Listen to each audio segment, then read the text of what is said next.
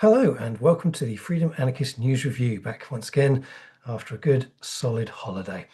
Tonight we are talking, we have James Birmingham from the US. Hello James. How y'all doing? And we also have, very well thank you, and we also have John Bigger back for the second time, which is always exciting. Hi John. Hi. So today's agenda we have, in a vague sort of order, US bellicosity in Venezuela and Greenland has shocked the world of what has been a naked display of gangster tactics in the first instance and a seeming disdain for NATO in the second. And just today that has been added to with yet another announcement, this time withdrawal from 66 international organizations, including some fairly big fish and almost everything to do with the UN, it seems. We'll follow that up with some chat about the shooting in Minneapolis of Renee Good, which obviously has been kicking off protests nationwide in the US.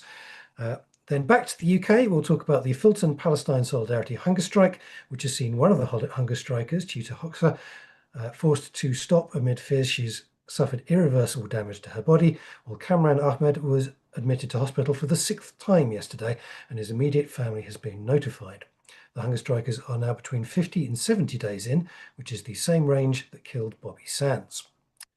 A more local story still will be in London, where a recent FT story has gone into a bit of detail over a proposed data centre at the Truman Brewery on Brick Lane, which is just down the road from Freedom itself. And we will finish off with Freedom's exclusive interview with Iranian group the Anarchist Front about the uprising which has been taking place there. Starting, however, with US warmongering in Venezuela. I'll start with James, as he is the newest person on the channel. James, what do you think about that whole thing? I mean, it's fucked. I don't know how else to. In short. Yeah. The chatter around it, I think the left has a a penchant for getting distracted by debating Maduro himself rather than just looking at the bigger picture of this is the US playing world police in a blatant oil grab that they're not even like pretending anymore. It's not like an Iraq situation where like we're making up reasons. It's just there's the resources, we want it, and we're going to do it.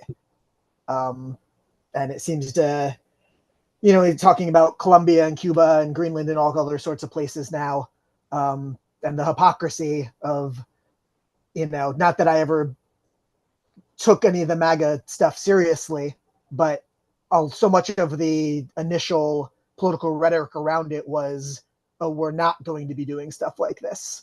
We're going to focus on America first and not trying to, be the deciding what is fair and just around the world. And here we are, invading a sovereign nation, kidnapping its leader, and then not even pretending it was for, truth, justice, in the American way or any of that nonsense. It's just there's 50 million barrels of oil and we want it. In a weird way, from a perspective of having absolutely no say over any of this, because even if the UK did have a strong position, it would be completely ignored, and at best, someone in the US diplomatic department would have a quiet word with Keir Starmer and tell him to shut the hell up. It sort of takes, it makes it a somewhat removed experience, and in that frame, there's a certain amount of. It's slightly refreshing to hear the US just saying what it is. No faffing about, no pretending to come up with a reason for it other than we just want some oil and we want some more security in our backyard, blah, blah, blah. It's like, okay, that's geopolitics, red in tooth and claw, and you're just saying what it is. To agree, that's, it's nice and simple. And I think that's what makes it so different from the idea of the USA being a superpower that is the world's policeman, as it used to be kind of talked about. It's the intent that's different, isn't it?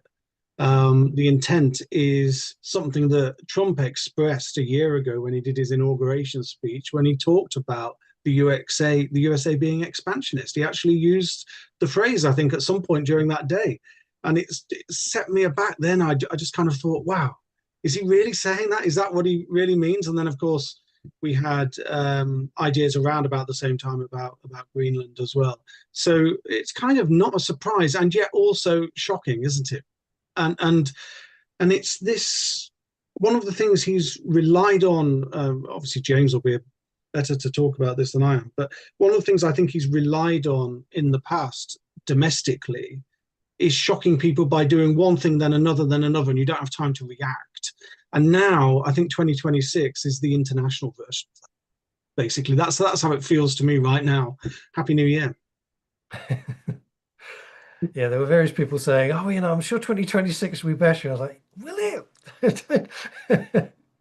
I had an old trade union colleague, and once at the end of the year, I said to him, "I'll see you next year, and I hope it's going to be better than this one." And he said, "I've known years to be the same, but I've never known them to be better than what's gone before."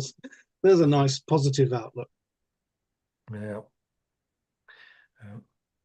Yeah, no, it's interesting watching the left dealing with it. The right, you can kind of just accept that. Yeah, they're gonna make up a bunch of excuses. You're gonna have Rubio coming up with like something vaguely sane sounding. You're gonna have Nosferatu coming up with something completely off the wall. Um, and you're going to have Trump just kind of meandering his way through the subject, saying things which are headline worthy and not much else. But the left, I think, I think there's a certain, from a UK perspective, there's a certain amount of struggle going on, at least in part because of, what do we do under these circumstances? Like if you're in the US, you can at least protest to people in power. You can potentially start causing disruption, which the US government might start taking consideration of. But the sort of the British left has, on the one hand, been very enthusiastic about it or enthusiastic about complaining, I suppose, because unlike Ukraine, for example, or Palestine, there's no complicating factors to it. So you can just say this is an example of US imperialism, and also they're just saying it's US imperialism. And it's kind of, that's always been one which I think the left press really, it gets into a frame of mind a lot. It's the imperialism of idiots. It's the classic line, right? Where anybody in a red shirt is considered anti-imperialist, and anybody who sort of talks about fighting back against the US or against the West is therefore immediately a great person. And you end up with this kind of thing where there's a tacit kind of, oh, well, Maduro's okay. He doesn't do everything right, but he is at least anti-imperialist, which I think has been sort of feeding its way in because of the enthusiasm for a straightforward anti-imperialist cause.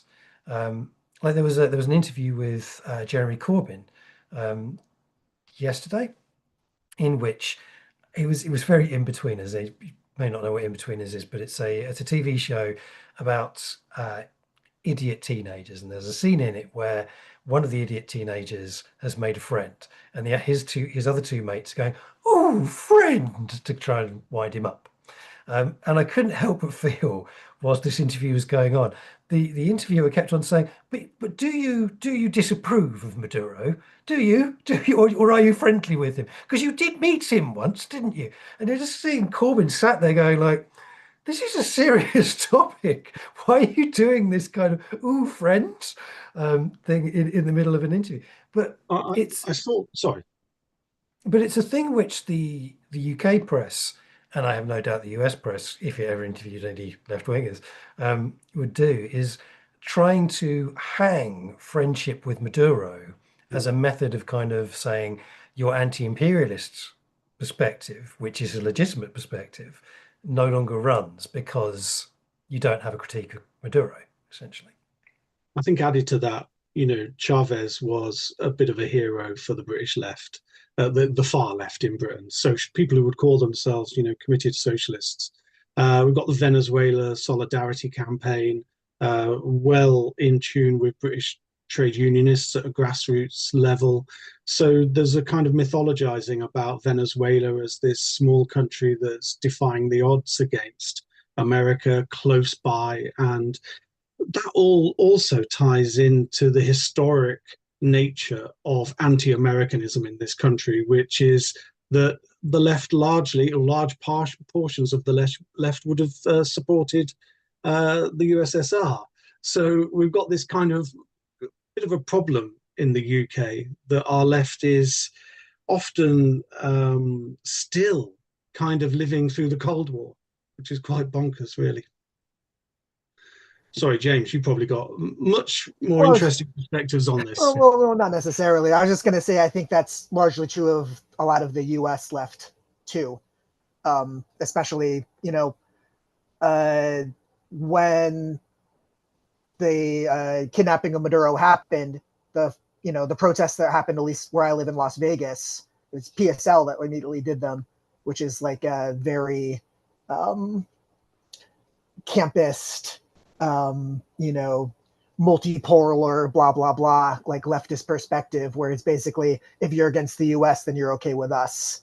At least with all their international, political rhetoric.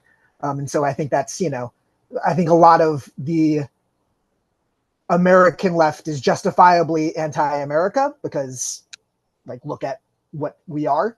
But at the same time, they do tend to have this sort of dualist black and white view of either not a lot of nuance, let's put it that way. It's either for or against in ways that, parrot a lot of the, reactionary conservatives, to be frank about it, but they don't have that, it's either for Maduro or against Maduro. Seems to be the thing. And then to me, it's more interesting of okay, what is the Chavismo project? What is the Bolivarian revolution? What was going on here? Oh, your entire economy is based on oil, and oil is a commodity that fluctuates in an international market. And so when oil prices are down, things go bad because your entire economic infrastructure is pretty much just based on this one product. And so instead of using that money to build a more robust, sustainable economic infrastructure within Venezuela, you could argue that there's been a lot of mismanagement and just putting all of your eggs in one basket in oil. I think that's those are economic, political conversations that can happen that have more, I don't know, teeth to them. There's stuff there to learn, but so much of what I see in most of the left-wing social media, let alone left-wing press, is just, okay, was he a good guy or a bad guy? Are you, it's very, limiting. The conversation seems very limited, unfortunately. What was it? Was it Liberation, the magazine that used to get put out? Oh, if the guy died in, I think around COVID time, but for years was a heavy critic from an anarchist position of both the Chavez and Maduro leaderships. But sort of, I think the crux of the critique was, so at the moment you've got a lot of kind of left-wing groups saying the fundamental issue that Venezuela had was that it was forced into a situation of autocracy because it was continually under siege from the US and its allies, right? Which is not an illegitimate position. I think that it is reasonable to say that the Maduro regime was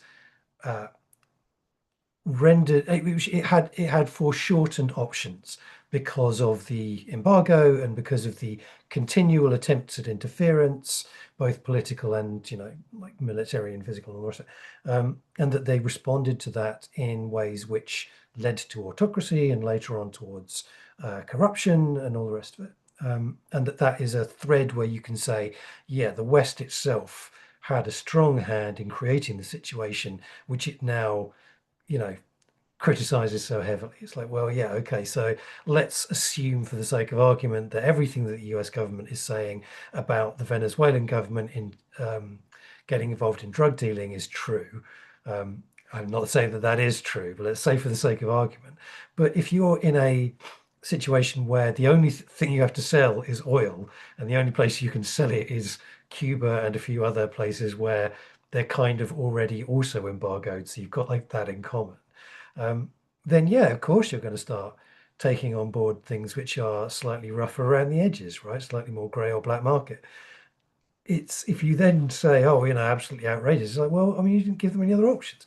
But for an anarchist perspective, I think it's important to say, well, there were other options if the government had not leaned into autocracy and had in fact done what it continually says it wants to do, which is to mobilize the working class itself and give power back to the grassroots. Like, this was a continual theme that Chavez in particular went on about through his version of kind of nationalistic social democracy. And Maduro, I think it's fair to say, in rhetoric only, other than a kind of that paramilitary thing that they had set up, and a certain amount of deal making with the oil workers for a while. But in fact, allowed that kind of, or indeed encouraged that kind of centralization, which then led to an intractable situation as it is now. And one which the US has been able to take advantage of, because having in theory learned its lessons from Iraq, what it appears to be doing now in a kind of straightforward mafia style move is behead the opposition and then say to the remainder, we can do this again and again until we get someone who is prepared to work with us.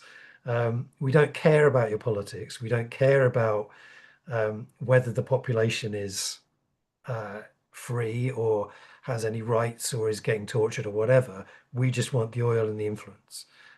You can run your fiefdom as long as it's below us. As long as it doesn't involve cocaine, right? Yeah, in theory. I would not be surprised at all if that was not something they insisted on the I mean, quiet.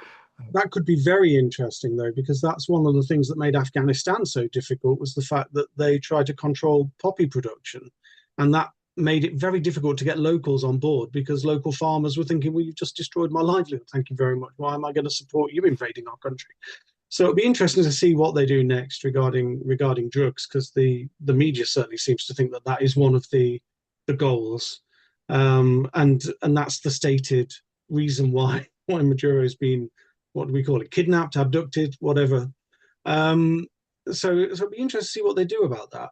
But also, the next few months are going to be fascinating, because while it's all looked like it's gone smoothly for them so far, there's so many pitfalls that can happen for them now. They've obviously chosen at the moment to allow the vice president to become the acting president. They haven't chosen the opposition leader who got the Nobel Peace Prize above Trump. They're not in contact, which is quite interesting as well. There's some tensions there that could perhaps go in lots of different directions. So whilst it's being shown as this incredibly slick and brilliant operation at the moment, I've got a bit of an open mind on how it might develop.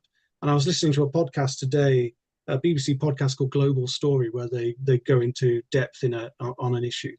And they interviewed someone who worked at the Pentagon during Trump's first term and was involved with wargaming scenarios on a regular basis.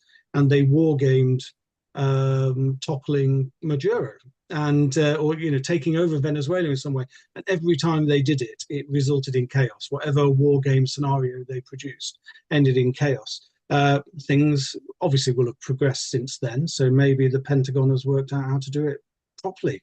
Who knows? But they're doing that all the time with lots of countries, so that's an interesting thing too. Maybe even Greenland, although I don't think that would take too much to take over. Yeah, I was about to say that. It's an aside on the Greenland thing. I was reading a piece today where basically it made clear that Trump was initially interested in Greenland because as a real estate developer, it's such a big piece of land. It's right there. Look how big it is. And he doesn't understand Mercator projections. And so like he thinks Greenland is like, the size of Canada, more or less. And yeah, it was just that's what we're dealing with. So many of these things. I think there is a simultaneity. That's a word, isn't it?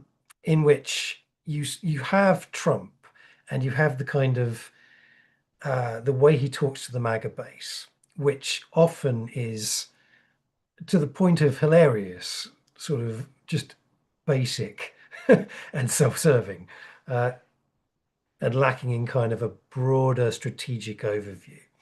But there's also directly below him a whole tranche of people who are very strategic and sort of think much more deeply about this kind of stuff. And there is a very clear strategic base for why they would want Greenland, which is the Arctic. It's the fact of, as the ice recedes and the ability to circumnavigate that area becomes more realistic, they need direct military positioning. And obviously, Greenland also, not to be sniffed at, has, it is even Mercator projection reduced. It has a lot of resources, which again, as the ice recedes, will become easier to actually tap. It has a huge coastline, which is great for fishing. There's a lot, and obviously there's not a lot of people there, so there's very few people to complain about anything that they do if they have. So there is an awful lot of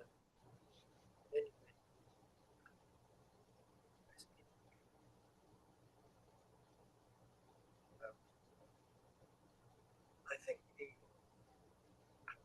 the difficulty is working out how much whether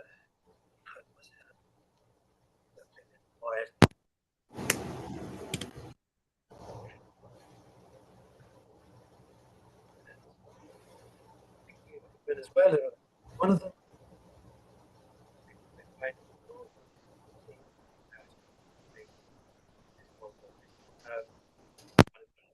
See if I think there's a degree of that happening with Greenland as well. I think like Canada and Britain and all the various other ones, a lot of that is very speculative stuff, and I don't think it's meant to quite the same kind of seriousness. But there's a bit of interference going on. Yeah, you become very difficult to hear, Simon. Oh, I have. You have, yeah. You seem to be cutting out an awful lot. Can you hear me better now? There was You are like okay at the moment. Yeah, you are okay now. It Yeah, was just interference. but we lost quite a bit of that. Okay. Well, Didn't want to interrupt you though. You look like you were in full flow. Let's see. yes, not. This will be great on the podcast, won't it? Yeah. I mean, yeah. TLDR was there's an awful lot of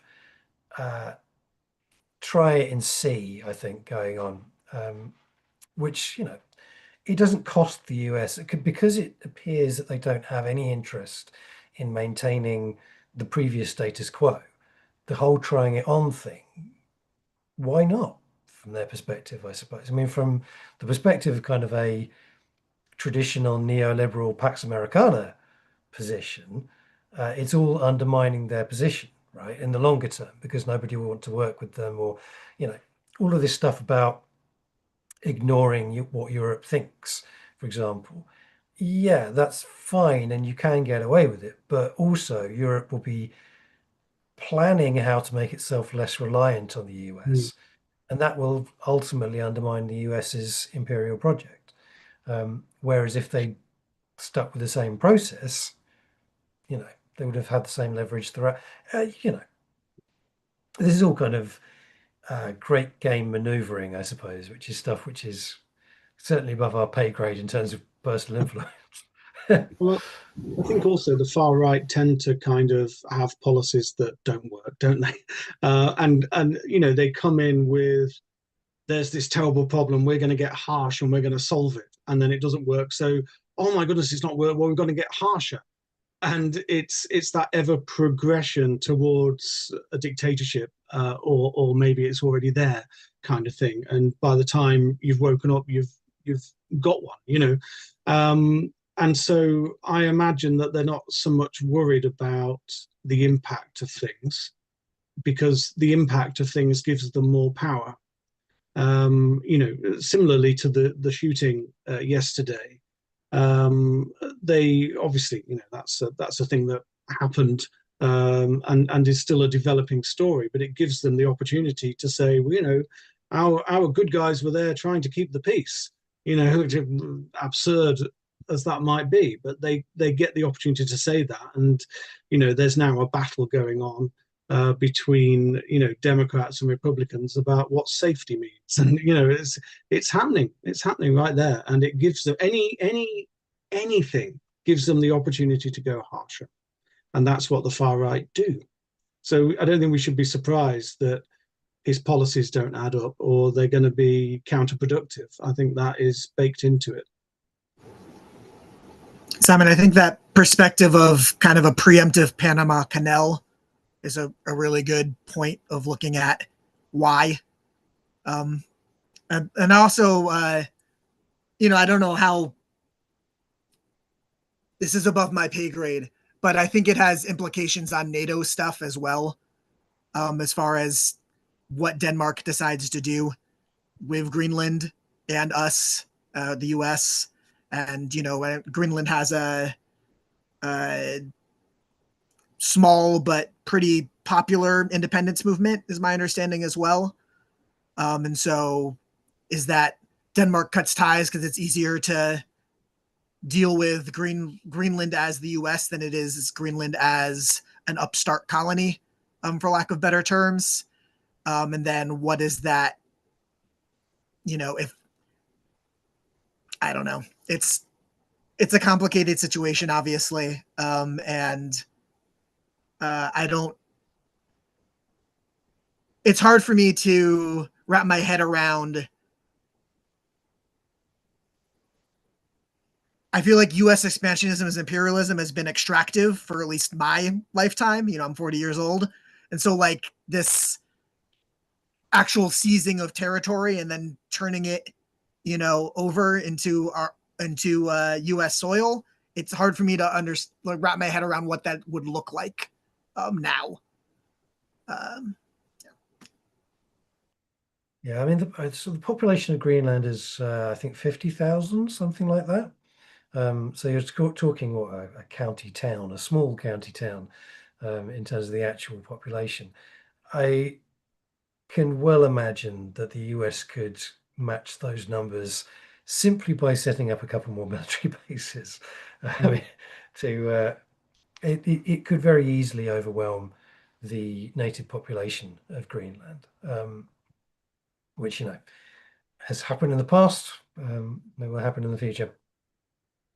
But speaking of the aggressive sort of policy making, we have the final bit on that, being the withdrawal from 66 international organizations, including no less than 17 UN organizations. It's a real mix of stuff. You've got Partnership for Atlantic Cooperation is included, geography and history, nature conservation, climate change, energy policy, various economic commissions for Latin America, Asia, Western Asia, Africa. Yeah, it's quite the list of major organizations that they dropped out of. It does, as John was saying, it fits in strongly with the idea of simultaneously withdrawing from any kind of cooperative behavior whilst also projecting outwards with just pure raw muscle, essentially. Yeah, I mean, the climate change organizations are particularly interesting, because pulling out of them also means cutting the funding off them from the USA. And there's a couple that are really striking. There's the UNFCCC, which is kind of like the global organizer when it comes to countries getting together. It's closely associated with the COP meetings, for example, which always fail to meet their requirements, don't they, every single time, but are important in getting people around the room and discussing what the targets are. And you wouldn't have got a global target of trying to reduce global warming to 1.5 degrees Celsius without those meetings. So that's an important coordinating body. And there's also the IPCC, which is the Intergovernmental Panel on Climate Change. And that is an incredibly important organization because it collates data. It doesn't produce research itself. It collates trusted research from a variety of sources over a kind of 2 or 3 year period often. And what it then does is it presents that information to the world and works with countries on what that means and how climate change can be mitigated. And the other important thing they do is that they take an inventory of greenhouse gas emissions from each country, which means that the world has knowledge on what countries are emitting the most gases. So obviously that work is going to be much harder, especially considering that the USA is quite a powerful force in creating global warming. It can be a powerful force in combating it. It now won't be.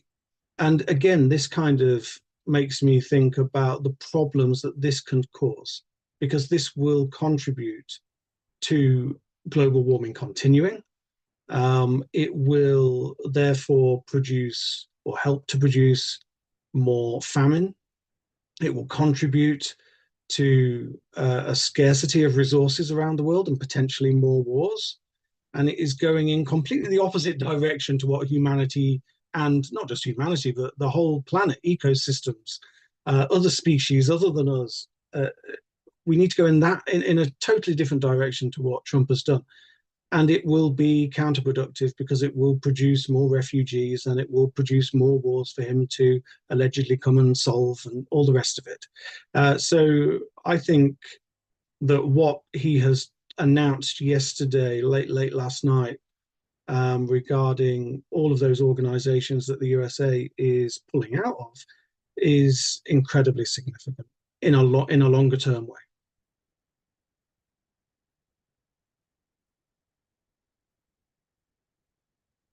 Your microphone's off.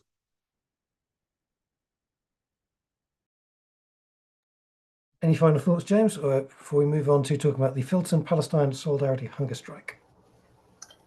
I was just going to say, as far as what John was just mentioning with the pulling out of the organizations, I think being in the US, it's hard not to view Trump and his allies as a combination of people who are just in it for the short-term money grab, and then actual true believers in global warming's not real, God has a plan. This kind of USA first, America first, we're God's chosen people kind of shit. That's what the right in this country largely believes. It's either a combination of that or just the, I'm only here for 80 odd years and I'm going to make as much money as I can while I'm here. It's one or the other. And they're not thinking about the future. And if they are thinking about the future, they think it's literally like the rapture. And so, yeah, that's what we're up against over on this side of the pond. Fun. Okay, so moving on to the Filton Palestine Solidarity Hunger Strike. So as mentioned earlier, this has been a lengthy and is currently ongoing hunger strike in which I think, was it 6 people have been on the long-term version of it, including someone who was diabetic who's been doing sort of off and on. But they're getting into seriously dangerous territory, and it's been quite instructive how the media has failed almost entirely to engage with the situation, and the government has essentially failed entirely to do so. I think David Lammy has been particularly reticent about the whole matter. It does seem that the Labour government is getting close to the point of just allowing someone to die before they actually do anything about it, which is, for a Labour government, even this one, I think, was not entirely predictable. Keir Starmer, psychologically, so again, for James, I don't know whether you've got the background on all this stuff, but Keir Starmer comes from originally a human rights legal background. He was actually a lawyer for working on, among other things, McLibel, which was pretty much the longest activist legal case in British history. But when he became Prime Minister, he shifted towards being rabidly anti-activist, like more so, I think, than probably the Tories were. We used to kind of have Priti Patel and Suella Braverman, who were rhetorically very, very anti-activist and brought in legislation to that effect, in some cases having to roll it back because it conflicted with international human rights law. Starmer has done it in a different way, in as much as he hasn't brought in the same level of legal shenanigans, or he hasn't brought in new laws to the same degree. What has happened is the prescribing of Palestine Action, which is was rather a direct action group going after Elbit Systems, and as a result, the Filton arrestees who were arrested before Palestine Action was prescribed have been placed on remand. They've been denied. Basically, they've been denied bail way outside the usual limits for this sort of thing, and various of them have been on hunger strike, not just for their release, but for, in many cases, just basic decency in how they're treated.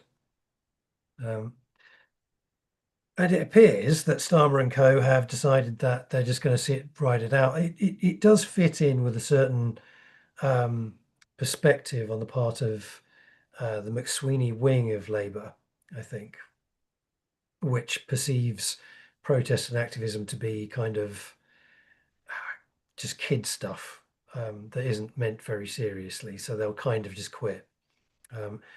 The fact that it's already gone beyond that, and that various people have been hospitalized, there's a very good chance that several of them will have no more, they'll have lifelong disabilities because of it, I think is the bit which was when it started getting to that stage, I sort of assumed that the state would panic a bit more, but it seems to have just thought, we'll ride it out. I think they are just going to ride it out, and I think it's going to be, it already is just terrible.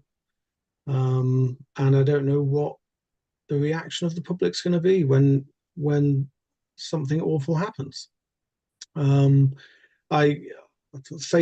gives me news articles which I don't want to read about this issue, and when I look at the comments, it is full of people laughing and saying, they should have thought about this before they did their action, and this sort of thing. So, I don't know whether I'm just seeing a small collection of horrible people, or whether there's widespread belief out there in the public that they deserve what is happening to them.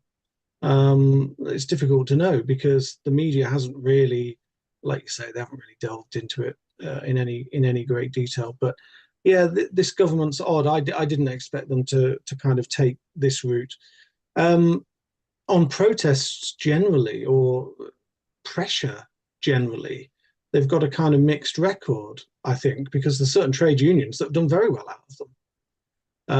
And there are, you could even make the argument that Just Stop Oil got what they wanted, right? They wanted no more licenses for oil and gas extraction, which they basically got, although they were kind of, I think, on the brink of giving up their their kind of protests before then, because so many of them were getting locked up.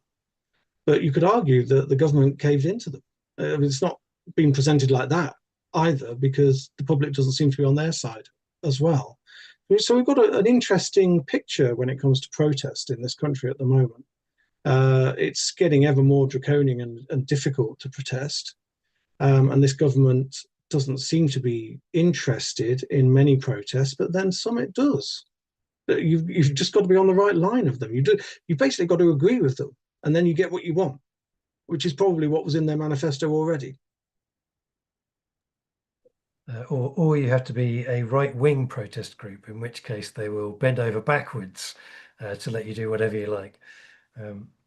But it's very different from the previous Tory government, I think, where the insider groups that they were listening to were all kind of neoliberal think tanks. And protest generally wasn't something that they were remotely interested in. This government is, but it just kind of depends on what the protest is, I think. I mean, I genuinely, I think so. So the Tory approach, and I think the language that the Tories used when they were sort of trying to legislate protest out of existence was instructive because it was all about annoyance. Right? Like if your protest is too loud and too disruptive, right? That was the thing that they were bothered about, Yeah. because they saw it as essentially little more than a nuisance, and they wanted to reduce what that nuisance amounted to.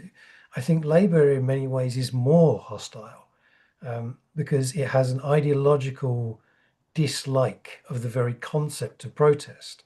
And Starmer himself has said this, right? Like he said he at one point said he hates protesters in a way which I don't think the Tories do. I think the Tories, or maybe they do now, but at the time, I think the Tories have always seen protest as kind of, well, bit of, just what happens in politics. Whereas I think Labour, in its quest to be, acceptable to Middle England, takes a much more aggressively hateful line against the very Mm. concept. And I think Yeah. if the Tories were in this position now, I wonder whether they would be as um, committed to looking the other way to the degree that that Labour has been. Not sure they would have prescribed the group in the first place. Well, no, they probably would have been slightly more sensible, which is an odd I thing to think so. say. But I think it's because I mean, you've got a lot of liberalism in UK politics, but you have got that liberal wing of the Conservative Party, people like David Davis, is that his name? Who is a long-standing critic of anything that goes against civil liberties. So there are a few there that would find that very frustrating, I think, there's for their own also government to do it. there's also the notable case of Jacob Rees-Mogg, who is the most objectionable little what's it you can possibly find in every other Mm. context. But in terms of protest, he's actually a very reliably relaxed guy about it. Mm. Yeah, I think he genuinely believes in free speech, doesn't he? Which is quite interesting. But yeah, and I'm sure we both know people who even exercised their free speech outside one of his homes once. Well, indeed, yeah, yeah. So And it his has to be response both. was essentially, yeah, like, he has his right to do that. He can get on with it. Absolutely. And to a degree, I think Mogg, similarly, like to some of the older Tories, understands that protest alone amounts to very little. It's a shout into the wind a lot of the time, right? The only value in protest is in the threat that it proposes. It's saying you have protest now, but if you continue doing what you're doing, you don't just have protest. Um, and people like Jacob Rees-Mogg understand that because they have their entire class background telling them that, right? Mm. And like Mm. 400 years of yeah, people marching around doesn't matter at all. It's if they have the pitchforks, that's when it matters. Um, I also think that Labour is opposed to protests in some ways because they're slightly embarrassed of the working class in general, that they want the working class to behave themselves, that they are there to present the people's views, and the people should let them get on with it because they're the best people who got elected to do it. I think that's in their mindset. There's always been a mindset in the Labour Party of having the intelligent people at the top. Right from the beginning of the Labour Party, it wasn't looking for a giving power to ordinary people so much. It was about getting working class representation in the House of Commons. And that requires a party with a structure and a hierarchy, and the best people filtering to the top. The people that started the Labour Party were not, probably in some ways, were just as arrogant about the masses as Lenin was at a similar sort of time. You know, it's not this mass working class organization where everybody's got a stake. But so I think people do get treated quite badly by the Labour Party if they don't do what the leadership want. Play nicely. And this may all sound like small beans in the American sense, given the protests that have been kicking off over there over the I last was just while. going to say, I'm jealous you guys have protesters, because we only have domestic terrorists here now. You know, there's no such thing as a protester. Everyone is a paid deep state domestic terrorist. George Soros certainly gets around, I will say. Yeah. I'm still waiting on my checks. What happens in America comes here eventually, doesn't it? You know, that's quite a kind of old adage, but we've got parties in this country that would be willing to take the UK down a similar line. So we have to be mindful of that, and we need to learn from groups in America about what's going on. Also, we should remember actually that what's happening in the world has always been going on in the world, and it's a shock seeing it happen to America. It's happening to a liberal democracy, but we have to remember that most people in the world probably live in regimes that are doing similar things, and we've probably, I think it's really easy to just become Europe-centric and Western-centric, and we've probably got an awful lot to learn from anarchists around the world. And it's probably time we did. Leading us very nicely into the Iranian revolt, I would have thought. So this is an article which Freedom published this week, and it's a cracking interview. So it's with the Anarchist Front, which is a group which has been around since roughly 2009 in various different forms. Gabriel Fonson did the interview. It's really good. It's basically talking about the grassroots base of what's been happening, and the way in which obviously the regime has been reacting with extreme violence. But it's difficult when pretty much every version of a county, I suppose, has been kicking off and going on major strikes. And as of today, on the 12th day of the uprising, bazaris and merchants have been on major strikes in Tehran, Saqqez, basically about 24 major cities and towns, including in Lomar, people setting fires to stores and centres affiliated with the regime, taking control of the streets, chanting "Death to Khomeini." It's interesting, I think, that obviously the bombing of the Iranian regime in the initial stages certainly, I think, strengthened the regime because it enabled them to present we need to have a united front against the Israeli and US regimes, and you can't overthrow our regime because it'll just let them in. But now, somewhat down the line, and with the threat of actual further bombings and invasions withdrawn, it seems like the weakening of the regime maybe has been the catalyst for people to think now might be our time. I don't know. Difficult to say, isn't it? And in a way, it ties back to our first talking point as well. That Trump has been vocal on it, hasn't he? Saying that protesters better not die, or else he's going in. I don't think Iran's in the Western Hemisphere, depending on where you measure the West starting from, I guess. Maybe he's got his own definition. But I have a feeling that there were some parallels with Venezuela. When that bombing happened last year in Iran, there was lots of talk of the US having operatives on the ground, or spies working for them, basically. And similar sorts of things have been talked about in Venezuela as well, making it really easy to pinpoint where Maduro was and that sort of thing. So there's some parallels there that just make me think, well, this could end up being another bit of US bellicosity. That's the word you used, wasn't it? So maybe we're going to see that. But I mean, you've got to hope that whatever happens, that it's led by the people, really, and the people take it where they want to go. Revolution's not like that, though, is it?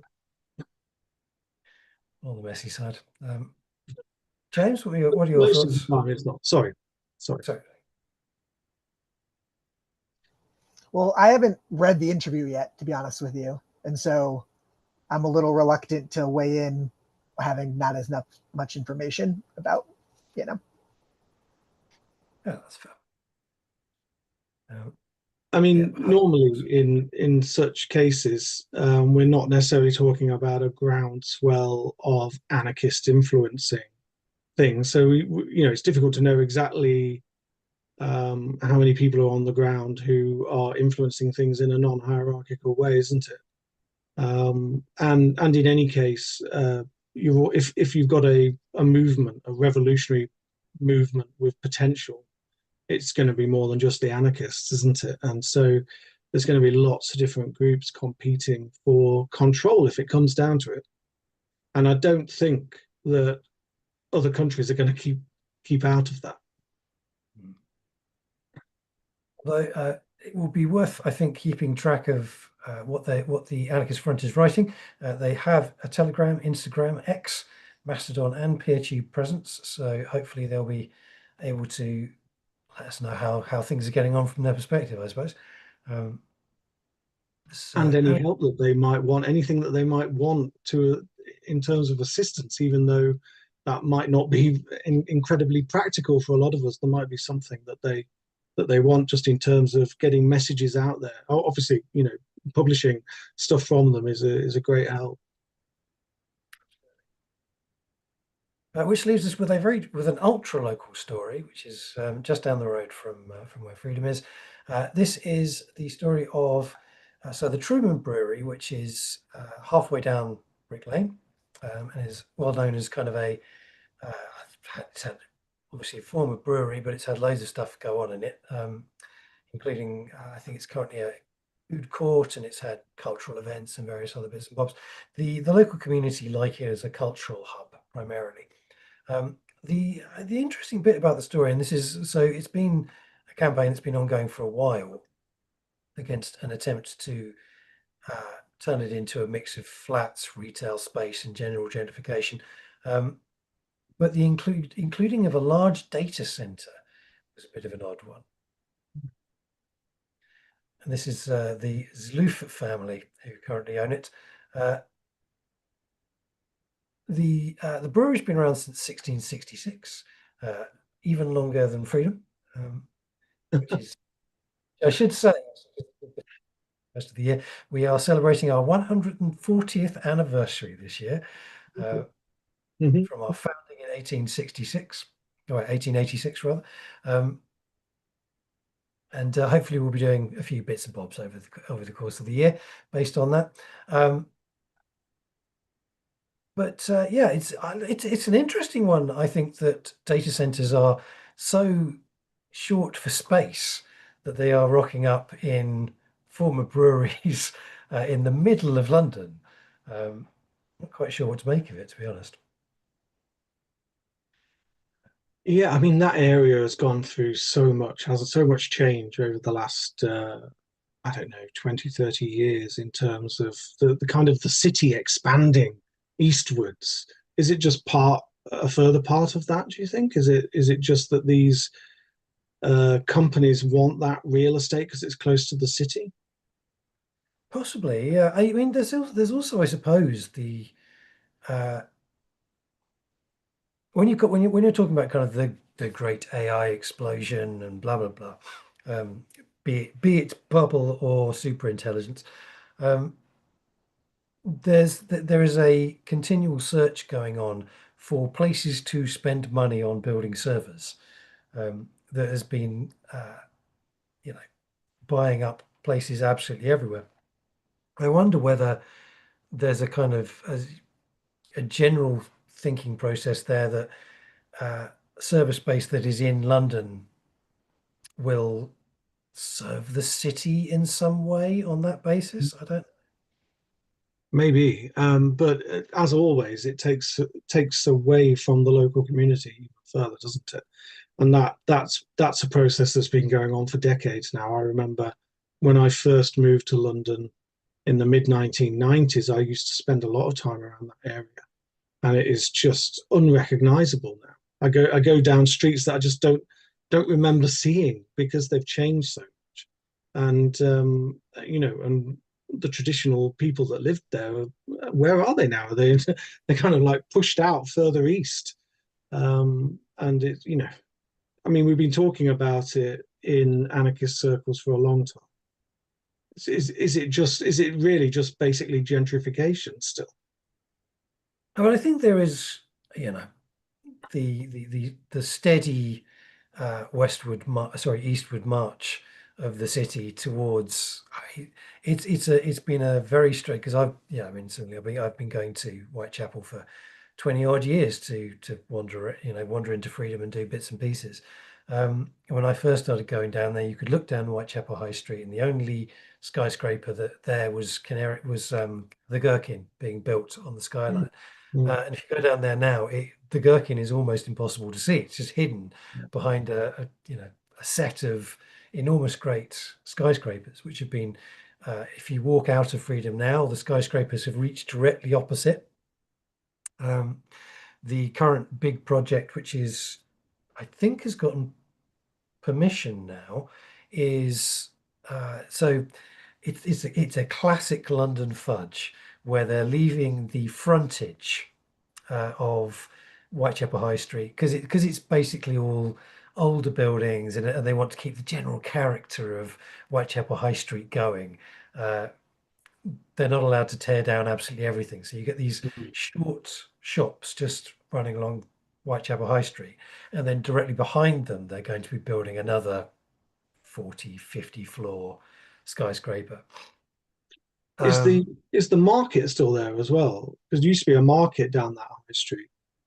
Is that the closest market that is really functional is probably Shoreditch, right? Yeah. um, which is obviously the undercover one and full of Mm, relatively shishy, expensive stuff.